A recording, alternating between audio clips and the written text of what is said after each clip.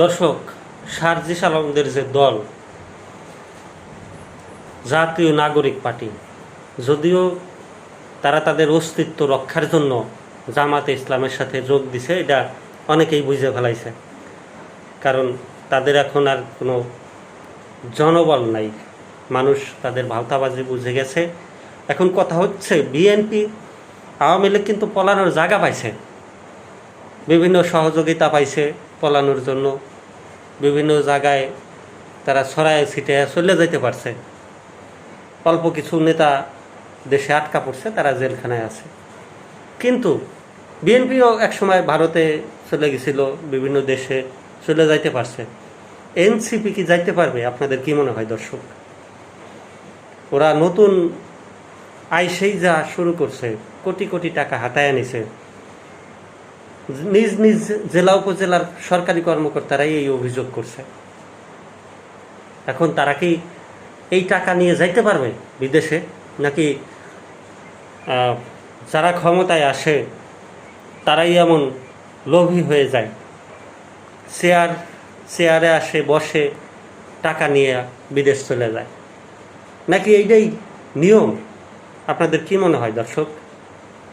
ক্ষমতায় আসার মূল উদ্দেশ্য কি এইটাই?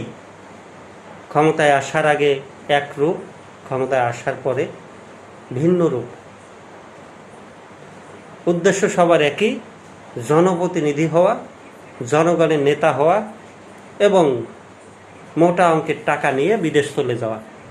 এখন দেখা যাচ্ছে আওয়ামী লীগের বিভিন্ন নেতাকর্মীরা বিভিন্ন জায়গায় সিগারেটের সুপ টান দিচ্ছে, আবার কেউ কেউ আইসক্রিম খাইতেছে, আবার কেউ কেউ বিভিন্ন জায়গায় দেখা যাচ্ছে বিভিন্ন গলিতে গলিতে বিদেশের টাকা কিন্তু তারা ঠিকই নিয়ে গেছে, কোটি কোটি টাকা নিয়ে গেছে। এতে কি হইতেছে? দেশের মানুষের বেহাল দশা হয়ে যাচ্ছে। মানুষ